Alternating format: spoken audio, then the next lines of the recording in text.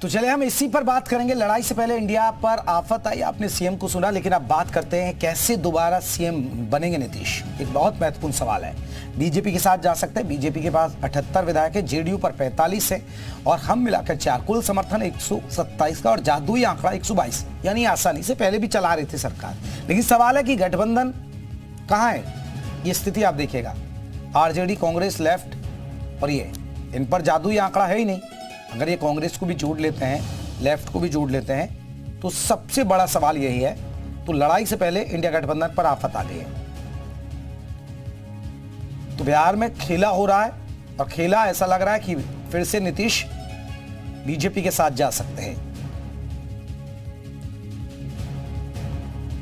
अब गठबंधन तो आप देख ही रहे क्या होगी स्थिति। बीजेपी, जेडीयू और हम, यहां सरकार बनना आसान है। 127 बन रहा है और जादुई आंकड़ा चाहिए, यानी जो पूर्ण बहुमत के लिए सरकार के लिए चाहिए वो 122 की जरूरत है।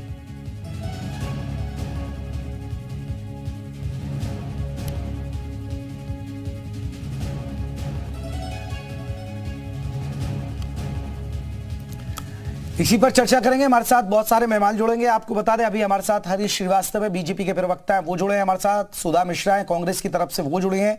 विवेक पांडे जी भी सपा की तरफ से जुड़ेंगे। जैसे ही जुड़ेंगे चर्चा में जुड़ेंगे। सुधा जी, सबसे पहला सवाल आपसे, ये क्या हो गया?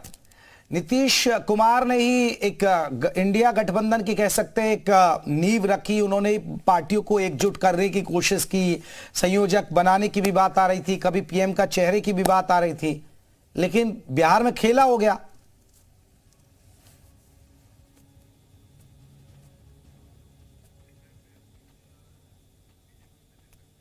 चलिए, उनसे हमारे संपर्क हैं, हरीश जी से बात कर लेते हैं। हरीश श्रीवास्तव जी, कैसे देख रहे हैं यूपी पर क्या असर पड़ने वाला है? क्योंकि यूपी की राजनीति पर अगर बीजेपी और जेडीयू की वहां सरकार बन जाती है, फिर से नीतीश साथ आते हैं, तो यूपी में क्या असर देखते हैं लोकसभा चुनाव में खासकर? देखिए, उत्तर प्रदेश में भारतीय जनता पार्टी के यशस्वी नेतृत्व ने 80 में से 80 सीटें जीतने का पहले से लक्ष्य तय कर रखा है और उसके निमित्त पार्टी के शीर्ष नेतृत्व से लेकर के पार्टी के बूथ स्तर के कार्यकर्ता जनता जनार्दन के साथ निरंतर संवाद और संपर्क कर रहे हैं। लगातार जो अन्य सांसदगण, विधायकगण, मंत्रीगण सब गांवों में चौपाल लगा रहे हैं, किसानों के साथ संवाद कर रहे हैं और जो लोक कल्याणकारी और गरीब कल्याण की जो योजनाएं हैं उनके क्रियान्वयन पूरी तरह सुनिश्चित हो, लोगों की समृद्धि, खुशहाली साकार हो, इसको लेके काम कर। तो ये तो अभी तो देखिए हाइपोथेटिकल सवाल है कि नीतीश जी आएंगे एनडीए में, क्या होगा क्या नहीं होगा। अनटिल अनलेस जब तक इसका कोई फॉर्मल औपचारिक रूप से पार्टी के नेतृत्व द्वारा कोई इस पे बात नहीं कही जाती, तब तक ये विशुद्ध रूप से हाइपोथेटिकल है।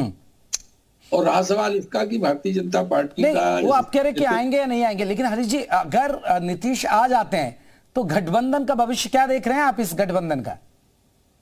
देखिए, ये नए गठबंधन अपने आप में इंटैक्ट है और भारतीय जनता पार्टी का नेतृत्व जिस तरह से जनता जनार्दन की समृद्धि और खुशहाली के लिए काम कर रहा है, सबके साथ सबके विकास के लिए काम कर रहा है, उसको लेकर के जनता जनार्दन में भारी उत्साह है। अभी 25 तारीख को बुलंदशहर में माननीय प्रधानमंत्री जी की जनसभा हुई थी जी। आपने देखा कि क्या जनता जनार्दन का क्या उत्साह था और किस तरह से भारी संख्या में लोग वहां उस ठंड के बावजूद। बिल्कुल हरीश जी, मैं भी गया था वहां पर, मैं भी गया था। मैं लौटूंगा आपके पास। हमारे साथ बाकी मेहमान भी जुड़ गए।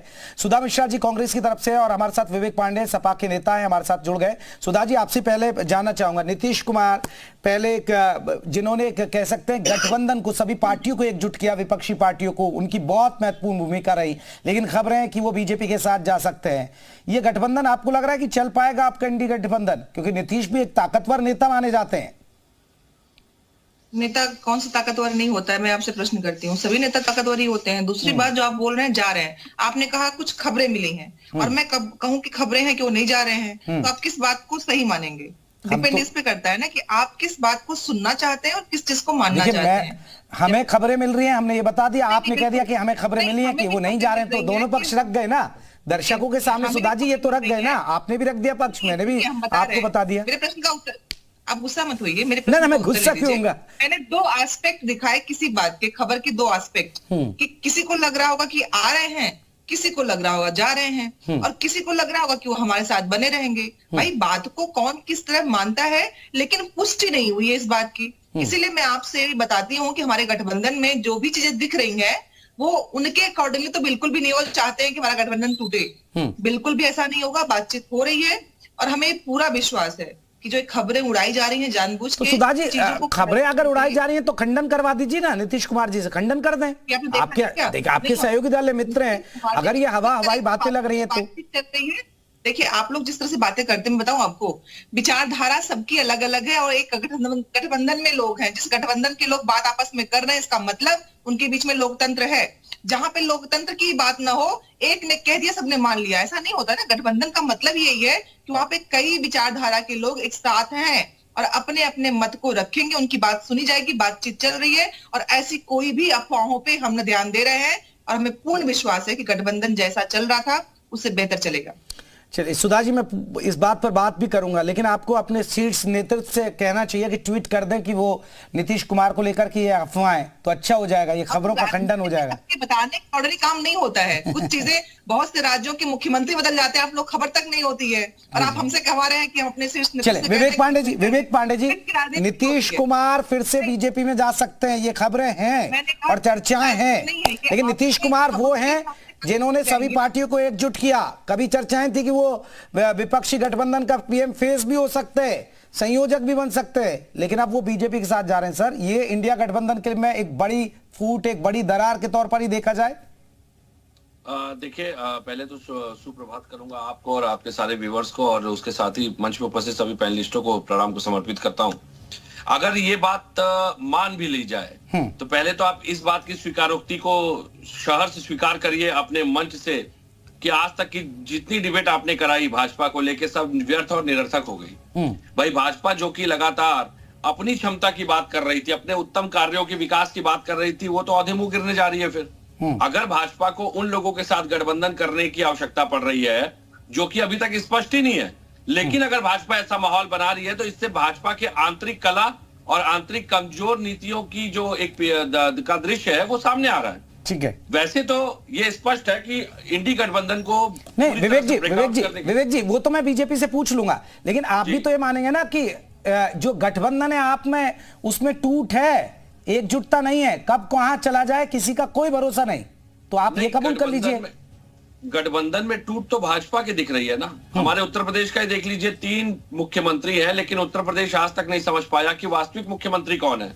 एक वो जो आज तक पहले कार्यकाल से दूसरे कार्यकाल तक भाजपा की उत्तर प्रदेश की सरकार में दिल्ली तक केवल अपनी कुर्सी को स्थायी करने के लिए दौड़ते हैं। दूसरे वो जो केवल छापा मारने का काम करते हैं लेकिन कार्रवाई नहीं होती। और तीसरे वो जो केवल चुनावी भाषण करते हैं लेकिन अधिकारी उनकी कभी सुनते ही नहीं, और ना ही दोनों डिप्टी सीएम सुनते हैं उनकी। तो उत्तर प्रदेश तो स्वयं कंफ्यूज है कि भाई मुख्यमंत्री है कौन वास्तविक में। और ऐसी स्थितियां कई जगह भाजपा के अंदर है। तो मुझे लगता है कि भाजपा के अंदर की कला जो है भाजपा को नहीं स्टैंड लेने दे रही है कि वो किस दिशा में चले। भाजपा ना अटल की है, ना भाजपा अपने सिद्धांतों की है, ना भारत की है। ठीक है, भाजपा वास्तव में केवल और केवल एक किराएदार। चले हरी जी से मैं पूछ लेता हूं। हरी जी, आपने सुना विवेक पांडे जी को, और एक बड़ा सवाल, जैसे अब जहां बिहार में जो स्थिति हो रही है और अगर ये हकीकत में बदलती है तो आपको लग रहा है कि यूपी में भी जो आरएलडी, कांग्रेस और सपा की बातें आ रही हैं, ये लोग एकजुट हो जाएंगे?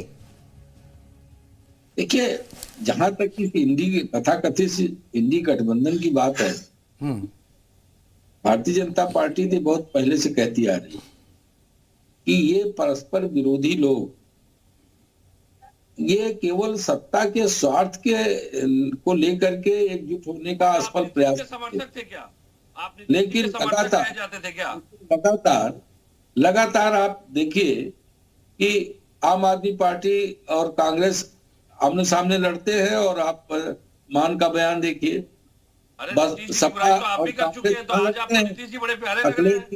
अखिलेश जी बनाने में तुले हैं कि भाई किसी तरह नीतीश जी तक संदेश चला जाए और वापस चला जाए। वो धोखेबाज संगठन बता रहे थे कांग्रेस को, अविश्वसनीय बता रहे थे, आज सीट की बात कर रहे हैं। ममता दीदी का हाल आपने देख लिया। चलिए मारी जी, आ रहा हूं, एक बड़ी खबर आ रही है, बिहार कांग्रेस के 13 एमएलए के फोन बंद है, सूत्रों के हवाले से खबर है। नीतीश के संपर्क में आ सकते हैं कांग्रेस के 13 एमएलए, ये खबर है। साइलेंट मोड में बैठी है कांग्रेस की बड़ी टेंशन, या कांग्रेस की टेंशन बढ़ रही है। 13 एमएलए के फोन बंद आ रहे हैं और ये बिहार में खेला होने के संकेत हैं। एमएलए और टूट रहे हैं और कांग्रेस के लिए ये एक बड़ी बात है। चलिए मैं जल्दी से, सुधा मिश्रा जी देखिए एक बड़ी खबर और आ गई है कि 13 एमएलए कांग्रेस के जिनके फोन साइलेंट, फोन उठा ही नहीं रहे।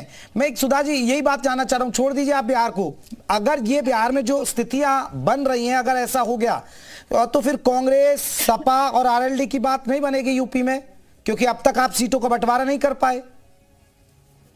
चलिए, आपने जो भी संख्या बताई है, मैं आपसे बस पूछना चाहूंगी, आपको 11 लोगों के पता है कि फोन नंबर नहीं उठ रहे हैं, नाम बता दीजिए। चलिए नाम बताइए। मैं तो बता रहा हूं कि जो विधायक है उनकी खबर आ रही है। खबर आ रही तो नाम मैं लिस्ट लेके तो नहीं बैठा हूं। नंबर आ रहा है क्या? हाँ। नहीं, फोन नंबर केवल आ रहा है क्या?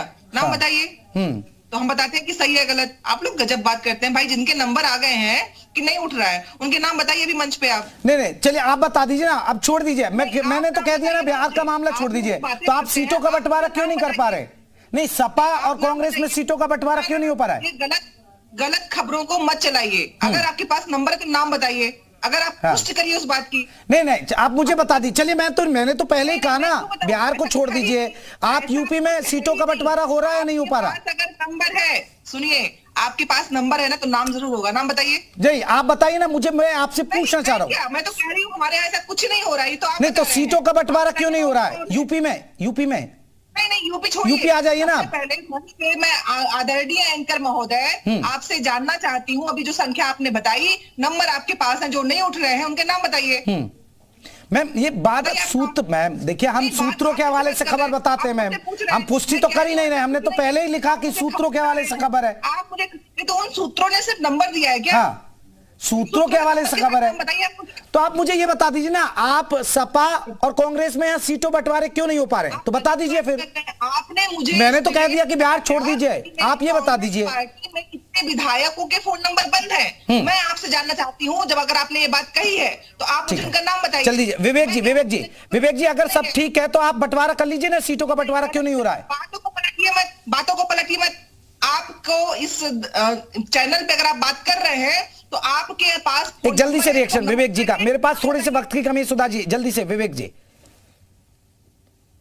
भाजपा के जो नेता है, शीर्ष नेतृत्व है, मोदी जी के साथ जो लोग बैठ करके समीक्षा कर रहे हैं जो आगामी चुनाव की, वो कांग्रेस के विधायकों को फोन ही क्यों कर रहे हैं? भाई आखिर ये खबर सूत्रों से आई तो ये सूत्र भाजपा के ही होंगे जो इस तरह की खबरें। सर नीतीश कुमार के संपर्क में है। मैंने कब कहा बीजेपी के संपर्क में? आप बता ही नहीं पा रहे हैं। तो आप सीटों का बंटवारा कर दीजिए ना फिर, क्यों नहीं हो पा रहा है? बिल्कुल, मैं तो कह रहा हूं ना, कुछ नहीं हो रहा है। आप बताइए नाम कौन है? सुधा मिश्रा जी आ जाएगी तस्वीर सामने आपके भी, रुक जाइए थोड़ा सा वक्त कर लीजिए ना, पता चल जाएगी। फिर मिलेंगे, मेरा नंबर ले लीजिए और मैं फोन पे बात कर लेंगे कि क्या हो गया आपके साथ। आप यहाँ गारंटी लिख के दे रहा हूं मैं, आप सपा के साथ सीटों का समझौता नहीं कर पाएंगे आप लोग। चलिए मेरे पास वक्त की कमी है, मैं माफी चाहूंगा। एक छोटा सा ब्रेक के बाद भी खबरों का सिलसिला। आप सभी मेहमानों को बहुत बहुत शुक्रिया।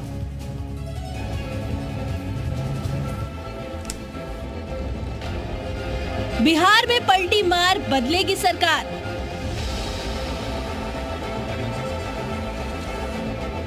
बैठकों का दौर, नीतीश किस ओर?